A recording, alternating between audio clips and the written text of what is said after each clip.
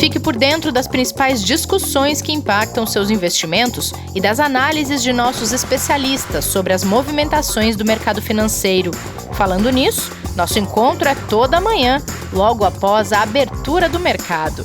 Entre nos canais oficiais do Itaú Personalité e envie suas dúvidas sobre recomendação de investimentos.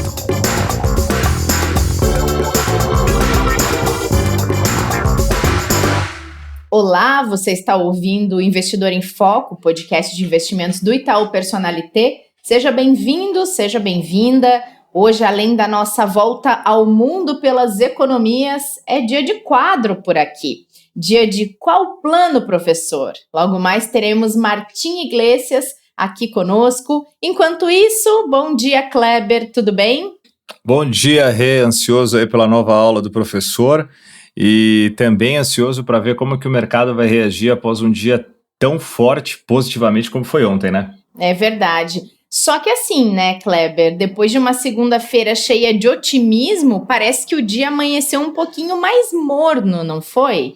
Natural, viu, Rê? Natural do mercado também ter essa acomodação quando a gente ainda precisa de novas informações para reforçar ainda mais aquilo que foi o que a gente chama de driver, de gatilho, né? Para a positividade tão forte que a gente teve no dia de ontem. Só relembrando, né? O Ibovespa fechou com 4,69 de alta, voltou para cima dos 81 mil pontos. E a gente viu o dólar recuar um pouquinho mais de 2%, caindo ali para casa de 5,72. O dólar ainda continua seguindo essa tendência, chegou a cair mais hoje, agora são 10,32, né, enquanto a gente grava aqui. O dólar cai agora na casa de 0,16%, a R$ 5,71 a negociação agora no mercado. E a gente vê um cenário para a Bolsa no mercado internacional, refletindo todas aquelas informações positivas que a gente passou ontem, só recapitulando algumas que foram reforçadas, né, e talvez tenham novidades hoje, né? A primeira foi do Jerome Powell, lembra? Sim, sim. Que ele fez um discurso no domingo que foi muito bem recebido pelo mercado, né? E hoje o Powell volta a falar, né? Ele volta a fazer um novo discurso. A gente tem outros presidentes regionais do Fed, que é o Banco Central dos Estados Unidos, tem presidentes regionais espalhados, né, pelos estados norte-americanos. Eles vão também falar e principalmente apresentar as visões e perspectivas sobre a economia norte-americana, o que é muito importante para a gente ver também regionalmente como vem sendo visto e o desempenho de cada uma dessas economias que aos poucos vão reabrindo as suas atividades, né?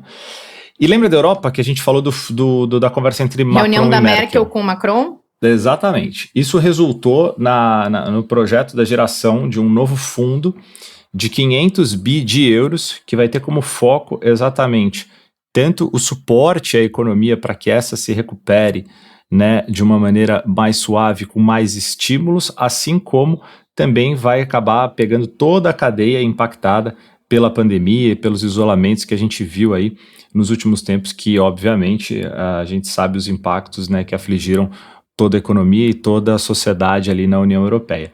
Então, o que o mercado fez? O mercado valorizou muito isso, obviamente sem falar na questão do remédio, né, da vacina desenvolvida pela biotecnológica Moderna, né, que conseguiu ali testes preliminares muito positivos com humanos e que estimou que entre o terceiro e quarto trimestre desse ano possa se ter a disponibilização dessa vacina já para ser aplicada nas pessoas que estiverem infectadas ou mesmo que precisam ser imunizadas mesmo sem ter a infecção.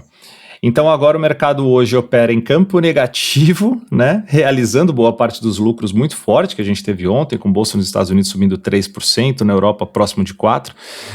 O Ibovespa agora opera em queda de 0,55 aqui nesse início do pregão, mas ainda bem cedo, esperando realmente novidades positivas que reforcem todo esse otimismo que a gente teve ontem, sem falar que no nosso mercado local aqui, a gente ainda depende muito de questões ligadas a risco político se acertarem para a gente ter um cenário um pouco melhor. É verdade, Kleber, você trouxe a nossa conversa para o Brasil.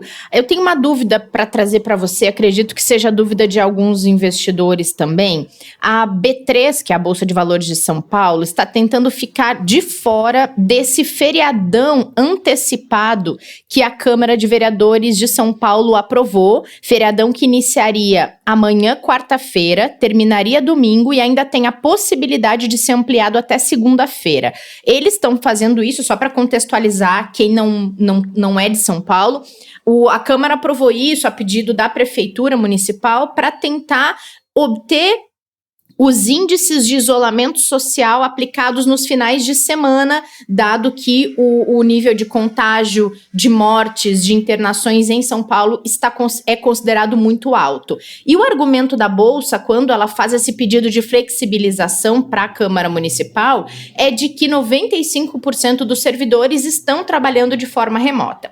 Ok, agora a minha pergunta é em relação ao investidor, Kleber. Em um momento como esse, de tanta volatilidade, em que cada dia a Bolsa se comporta de uma maneira impactada pelo cenário externo, impactada pelo cenário interno, qual é o impacto da Bolsa ficar 5 ou 6 dias sem ter pregão, caso não tenha esse acordo com a Prefeitura? O impacto ele pode realmente ser bem ruim, e aí eu queria dividir aqui em 3 pequenos blocos aqui, esses fatos, né, que a gente pode classificar como o porquê que a B3, na nossa opinião, se a gente pode colocar assim, está correta em tentar se manter aberta, né? Primeiro, porque como você já bem colocou, seria um feriado super prolongado para São Paulo capital, né? Como a B3 fica na capital, então a Bolsa acabaria tendo que ser fechada. Mas o feriado, obviamente, por ele ser apenas de uma cidade, por mais que seja a grande metrópole de São Paulo, você descasa de todo o restante do país. E o que isso tem a ver? Então esse é o primeiro ponto, né? O feriado, por ele não ser nacional, ele faz com que a B3 tenha, assim, um dos seus primeiros motivos para negociar isso, além, obviamente, como ela falou, ela ter capacidade de atendimento, uma vez que quase que toda a sua equipe hoje trabalha remotamente. O segundo ponto importante são as liquidações financeiras geradas pela B3, né? Quando se compra uma ação, vende um papel, tem um contrato futuro vencendo, ou qualquer operação feita dentro da B3, ela tem prazo de liquidação. Então imagine o seguinte, o investidor ele demora 2 dias, só para dar um exemplo, né? Quando ele vende uma ação, ele demora 2 dias para receber o recurso financeiro da venda daquela ação, certo? O investidor, se ele vendeu ontem essa ação, ele receberia essa liquidação amanhã, na quarta-feira. Se a bolsa estiver fechada, ele já não teria essa liquidação, tá? Então você imagina que a gente tem o Brasil inteiro operando pela B3. Diversos mercados estão abertos, empresas estão abertas, precisam fazer geração de recursos dentro do seu caixa, seja ela por ações ou por outros ativos. Fundos de investimento operam através também de liquidações via B3. Então essa questão da liquidação ela é super importante, porque você teria que talvez postergar essa liquidação se a bolsa ficar fechada. E isso é muito ruim para a economia como um todo, porque tem esse giro de liquidações aqui acontecendo todos os dias, e obviamente para a questão das companhias, das empresas, das pessoas físicas que estão esperando esses recursos. E o terceiro ponto, que acho que também é super relevante para a gente olhar, é o mercado, né? A Bolsa e o mercado brasileiro, ela sempre se programa para os feriados quando eles têm as suas datas definidas. Dessa vez, quando vem, vamos chamar no popular, a toque de caixa, né? Um fechamento como esse, tão longo, de 4 pregões, né? De 4 dias, seriam 4 dias que o mercado, num cenário muito volátil, e de muitas coisas acontecendo ao mesmo tempo, ficando fechado. O investidor não vai ter possibilidade nem de entrada, nem de saída, acompanhando. Lembra que a gente falou ontem que o mercado aqui andou super positivo por causa de fatores internacionais? Né? Imagina 4 dias. Sim. Imagina 4 dias do mercado internacional trabalhando normalmente e a gente fechado, sem poder de fato acompanhar esses mercados, teria que ter um ajuste posterior, teria que ter, ou seja, não é tão trivial, é algo realmente que pode mexer muito com o investidor, muito com o mercado financeiro local, e que a gente aqui fica na torcida para que a B3 realmente consiga a liberação para poder atuar normalmente nesses próximos dias, que seria o ideal, na nossa opinião. Ótimo, Kleber. Obrigada pela explicação. Acho que ajuda bastante a todo mundo entender. Se a gente tiver novidades ao longo dos próximos, a gente vai trazendo, mas fiquem atentos ao noticiário desta terça-feira para que vocês também possam entender os desdobramentos disso a partir de tudo que o Kleber explicou. E vamos para a nossa aula, Kleber. Vamos lá. Junte-se a nós, professor Martim Iglesias. Bem-vindo. Opa, obrigado, Renata, obrigado, Kleber, tudo bem a todos aqueles que nos ouvem aqui? Martim, você trouxe hoje pra gente a história de um cara muito importante para a forma como se enxerga hoje os investimentos e como se pratica algumas coisas dentro deste cenário de investimentos. Então, por favor, conta pra gente quem foi Harry Markowitz. Pois é, o Markowitz é um economista americano de origem judaica, né, prêmio Nobel de Economia em 1990, dividido com dois outros grandes, né, que é o Merton Miller e o William Sharpe. Né. Para muitos, ele é o pai da diversificação moderna. Né? Ele é autor do que ficou conhecido como a teoria do portfólio, ou também teoria das carteiras, ou pode chamar também de moderna teoria das finanças. Né? Essa teoria que ele fez, na verdade, foi a sua tese de doutorado. Foi publicada em 1952 e depois publicada num livro em 1959, né, com o nome Portfolio Selection, né, Efficient Diversification of Investments. Ele estava preocupado em entender como é que o risco devia ser avaliado nos investimentos, né? E as formas de reduzir o risco para gerar um portfólio eficiente em termos de risco-retorno. Né? Ou seja, para um dado nível de risco, qual a combinação de ativos que gerava a melhor rentabilidade? E aí o que ele fazia? Que mapeava todos os níveis de riscos possíveis e verificava quais as melhores rentabilidades. Então ele criou o que ficou conhecido como a fronteira eficiente de Markowitz. Essa ideia de fronteira eficiente para mim é interessante porque é uma fronteira mesmo, não tem nada além dela. Não é possível gerar melhores rentabilidades naquele nível de risco. Então, esse foi um trabalho bastante interessante. Foi, na verdade, uma quebra de paradigmas, né? Importante, porque antes dele, todas as análises, todos os textos publicados estavam muito ligados à escolha de ativos individuais, né? Semana passada, vocês lembram, né? A gente falou de Benjamin Graham e falamos de um livro, olha o título do livro, era Security Analysis, né? Então, ele estava focado em selecionar esses ativos, né? Ou a própria análise gráfica aí desenvolvida aí por Charles Dow, né, que é o mesmo do nome do Dow Jones, né, do índice americano, podemos falar dele um dia, né? Mesmo ele também procurava selecionar ativos individuais. Já o Markowitz, ele entendia que mais do que selecionar os ativos individualmente, é preciso analisar a forma como eles reagem em conjunto, se eles formam um bom conjunto, né? Então o foco sai do ativo e vai para a carteira, né? O Kleber sabe bem que eu gosto de futebol, né? Sabe que sou chileno, mas meu pai é catalão, nascido em Barcelona. Tem um jogador que foi um dos que eu aprendi a admirar desde muito cedo, que é o Johan Cruyff, né? O lendário capitão aí da seleção holandesa de 74, fabulosa seleção, né? Líder do Ajax, do Barcelona, onde além de jogador foi um grande técnico, né? E acho que a sua influência foi além dos campos, inclusive. Ele tinha uma frase que para mim poderia ter sido dita por Markowitz, pois capta exatamente essa ideia. Olha a frase dele, né? Escolha o melhor jogador para cada posição e você não terá a melhor equipe. Apenas 11 gênios em cada uma delas, né? Então, essa frase do Cruyff diz que não é para caçar os melhores jogadores. Você precisa ver como eles jogam entre si, se eles combinam, né? Às vezes você tirar um grande gênio e colocar um jogador mediano para dar, para cobrir, para dar mais liberdade para os atacantes, às vezes isso é melhor para o time. É isso que é a diversificação de Markowitz. Não basta olhar apenas para a rentabilidade esperada ou para o risco individual, nós precisamos também olhar para a forma como os ativos combinam. E o número que captura isso é o coeficiente de correlação, né, Kleber? É verdade, professor, e que saudades do futebol, viu? Só um desabafo aqui, porque realmente acho que é uma das coisas que está fazendo... Já voltou?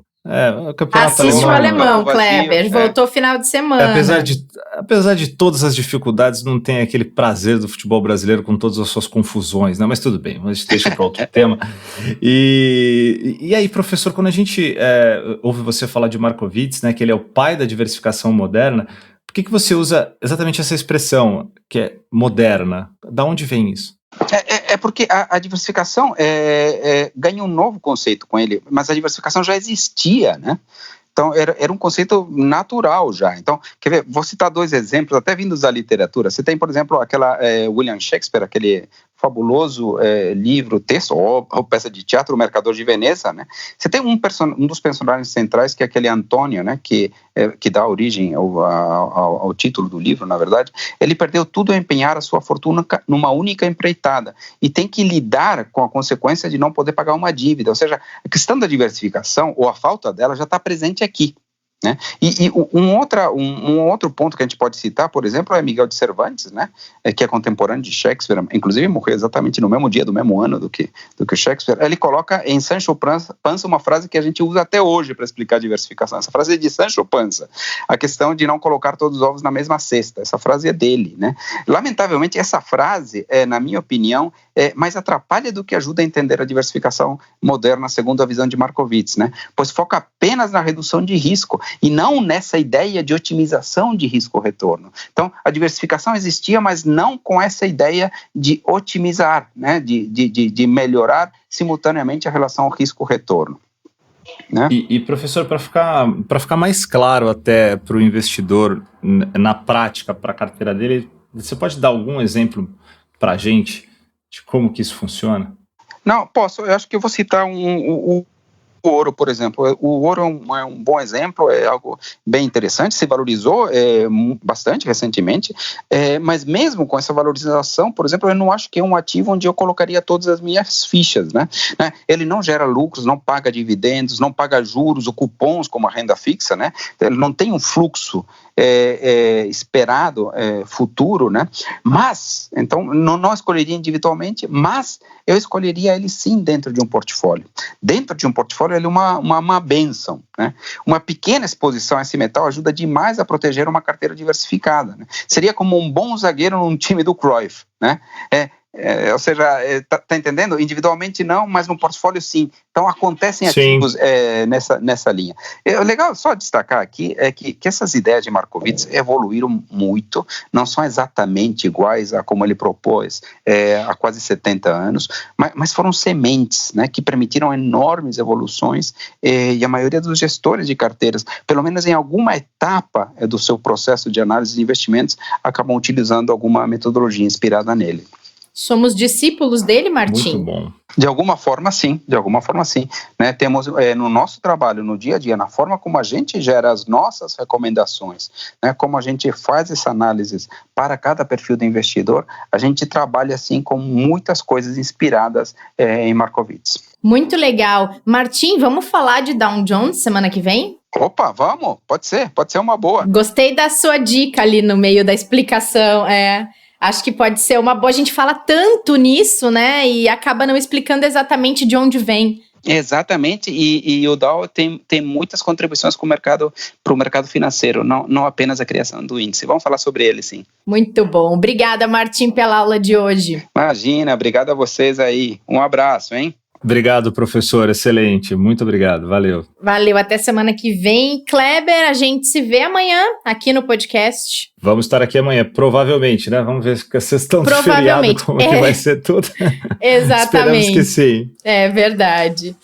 Pessoal, lembrem de seguir as redes sociais do Itaú Personalité. Hoje tem live às 5 da tarde no Instagram e no YouTube. E até amanhã. Fiquem bem, fiquem em casa se possível, usem máscara. E outra lembrança, nosso podcast está em todas as plataformas de podcast, também no YouTube. Se vocês forem dar a dica para algum amigo, para alguém ouvir, podem dar essa dica também. Não tem motivo para não ouvir o Investidor em Foco. Até amanhã. Fique por dentro das principais discussões que impactam seus investimentos e das análises de nossos especialistas sobre as movimentações do mercado financeiro. Falando nisso, nosso encontro é toda manhã, logo após a abertura do mercado. Entre nos canais oficiais do Itaú Personalité e envie suas dúvidas sobre recomendação de investimentos.